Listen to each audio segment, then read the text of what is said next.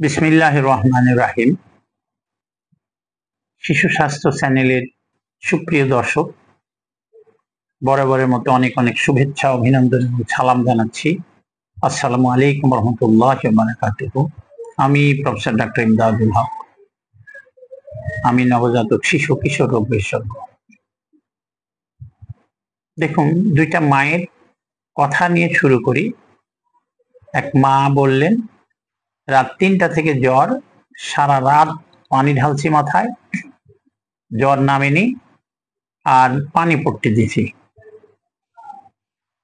কপালে নাভিতে পানি পট্টি মিন্স ছোট ছোট ন্যাকড়া পানিতে ঠান্ডা পানিতে ভেজায় গায়ে দিয়ে দেওয়া হয় তাপটা শোষণ করে নিয়ে নেওয়ার জন্য। আরেকটা মা একটু তর্কের মতোই অবতীর্ণ করলেন আমার সাথে, যাই তর্ক করলেন। উনি বাচ্চাকে সুজি খাওয়ান, সুজি মাঝে মাঝে সাবু খাওয়ান। এখনো 1 বছর পার হয়ে গেছে বাচ্চার বয়স, বাচ্চাকে এখনো পারিবারিক খাদ্যের মধ্যে নিয়ে আসা হয়নি, সুজি খাওয়ান। এবং উনি বললেন যে না, আমি বাড়ির আমার অনেক দামি চাল খাই, আমাদের সেই ভালো চালের বাড়িতে তৈরি করে আমি সুজি খাওয়াই, এতে সমস্যা কি? মানে উনি জোর গলায় বলছেন। যাক, আমি দ্বিতীয় মায়ের কথা ধরেই শুরু করি। দেখুন, ওনার বাড়ির চাল কি চাল খান, এত আর কথা বলতে ইচ্ছা হলো না। 400 টাকা কেজি পর্যন্ত চাল আছে, হয়তো কি তারও বেশি থাকতে পারে। সেই চাল থেকেও ভাত হয়, সেই চালও কার্বোহাইড্রেটের সোর্স। আর 40-50 টাকা কেজি যে চাল খাওয়া হয়, সে চালটাও ভাত হয়, এবং সেই চালেরও এটাও কার্বোহাইড্রেটের সোর্স। সুতরাং এই জায়গাতে কিছু বলার নাই। একটা হয়তো ভালো ভাত খাতে স্বাদ লাগে অথবা সুন্দর লাগে, আর একটা হয়তো একটু মোটা মোটা ভাত হয়, এর বাইরে আর কিছু না কিন্তু। সুতরাং মাকে একটু বোঝাতে কষ্ট হচ্ছিল। মায়ের ধারণা বাড়ির তৈরি যদি এটা খাওয়ানো যায় অনেক ভালো থাকবে বাচ্চা, তার সাথে একটু দুধ দিচ্ছে, অনেক ভালো থাকবে বাচ্চা, সুন্দর একটা খাদ্য তৈরি হচ্ছে। বাচ্চাকে এই পর্যন্ত পারিবারিক খাদ্য বা কমপ্লিমেন্টারি যে ফুড থাকে সেই খাবারটা তাকে ধরানো হয়নি। আর মাঝে মাঝে একটু আঙ্গুর খাওয়ায় বা কমলা খাওয়ায়, এইটুকু খাদ্য। ওনার ধারণা এটা অনেক দামি খাবার। দেখুন, আমরা খাবার যেটা খাই শিশুদের জন্য কোন খাবারটা দরকার এটা জানা উচিত। কোন খাবারটা বেশি দরকার? যে খাবারটার মধ্যে প্রোটিন আছে এবং আয়রন আছে, দুটা কিন্তু শিশুর জন্য অত্যন্ত জরুরি। প্রোটিন শরীর গঠনে সাহায্য করবে, শরীর তৈরি করবে প্রোটিন। আর আয়রন কি হবে? আয়রন না হলে, আয়রনের ঘাটতিজনিত কারণে আয়রন ডিফিসিয়েন্সি অ্যানিমিয়া হবে, এবং পরবর্তীতে বাচ্চাটা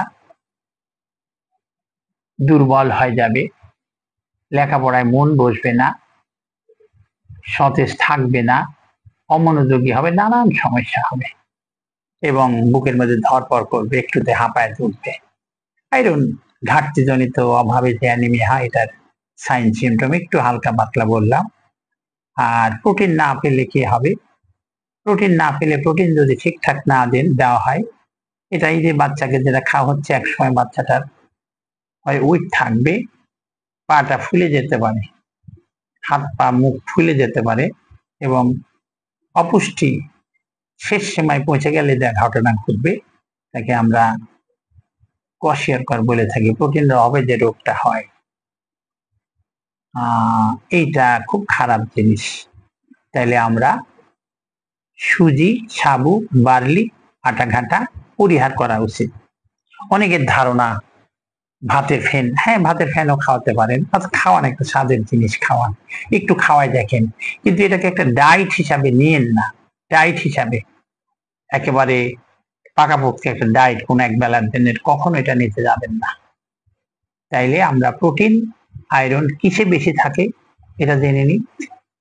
মাছ, মাংস, কলিজা, ডিম, ডাল।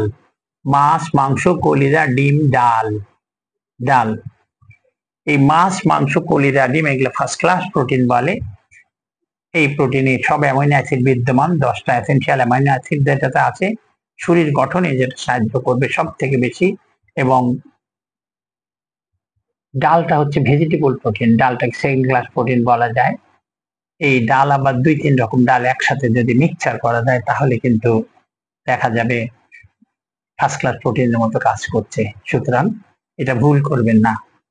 অনেকে বলে ব্রেনটা ভালো হচ্ছে না কেন, বাচ্চাটার ব্রেন হওয়ার জন্য লাগে একটা fatty acid, omega-3 fatty acid, এটা মাছের তেলে আছে, মাছের চর্বিতে আছে।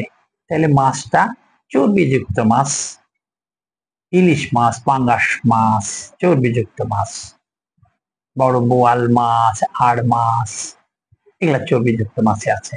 তাহলে এই খাবারগুলা বাচ্চাকে আমরা খাওয়াবো। প্রথম মায়ের প্রশ্নের জবাবে এতদূর পর্যন্ত কথা বললাম।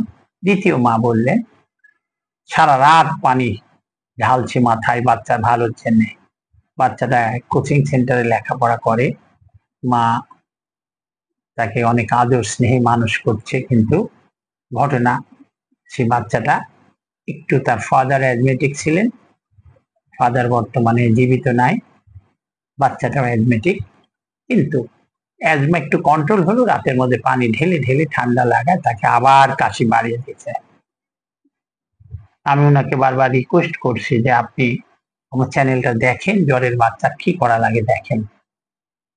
জ্বর উঠলো রাত 12টার সময়, এমন একটা ভিডিও আমার মনে হয় দেওয়া আছে, রাত 12টা 1টা বাজে জ্বর উঠলো বাচ্চাকে, বাবা মা দুইজনই বাড়িতে আর ছোট বাচ্চা। বাড়িতে তালা মেরে ছুটতে হলো হসপিটালের দিকে, দিশে বিশে না পায়, জানা নাই। দেখেন কি বিপদ ঘটতে পারে, রাস্তায় ছিনতাইকারী ধরতে পারে, রাস্তায় অ্যাক্সিডেন্ট হতে পারে, বাড়িতে চোর ঢুকতে পারে, আপনি ঠিক মতো পৌঁছতে পারবেন কিনা সেটাও ভরসা নাই। আবার হসপিটালে দেয় রাত 12টার সময় চিকিৎসা, রাত 12টা দুপুর 12টার চিকিৎসা, একটু মানে ইনঅ্যাটেন্টিভ, সেরকম হসপিটাল যদি না হয় তাহলে কিন্তু একটু ইনঅ্যাটেন্টিভ থাকে, একটু ঘুম ঘুম ভাব অথবা ঝিমাই নিচ্ছে, এরকম হতে পারে। তো আমরা রাতে যদি জ্বর আসে কি করব, আমরা সাপোজিটরি দেব, বয়স অনুপাতে সাপোজিটরি বলা আছে আমার সেই ভিডিওতে। এই যে বাচ্চাটা বড় বাচ্চা, তাকে আমি সাপোজিটরি 500 মিলিগ্রাম দিয়ে দিলাম। 9 কেজি বা 10 কেজির নিচে হলে 125 যথেষ্ট, আর 10 কেজি বা তার উপরে হলো আমরা সাপোজিটরি 250 মিলিগ্রাম দিই। আর যদি দেখা যাচ্ছে 20 কেজি 30 কেজি বা তার উপর উঠে যাচ্ছে, বা সেইখানে আপনার 500 মিলিগ্রাম করে সাপোজিটরি দিই।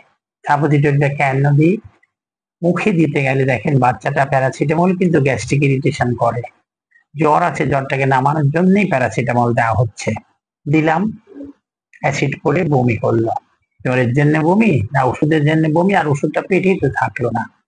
তাই বলি সাপোজিটরি দেন, মাথা থেকে পা পর্যন্ত কুসুম গরম পানিতে মুছ করান, মুছাই দিয়ে দিয়ে জ্বরটা নামান।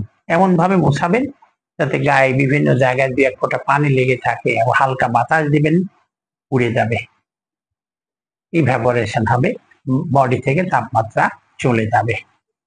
এই কাজটা প্যারাসিটামল সাপোজিটরি আপনি দিলেন, দেখা যাচ্ছে 103 ডিগ্রি জ্বর, জ্বরটা নামলো না, 1 ঘন্টা 2 ঘন্টা যাচ্ছে, 3 ঘন্টা যাওয়ার পরে যদি দেখেন জ্বর না নামি, আপনি বারবার কিন্তু মুছাচ্ছেন, না নামলে আপনি 3 ঘন্টা পর প্রয়োজনে আরেকটা দিয়ে দেন সাপোজিটরি।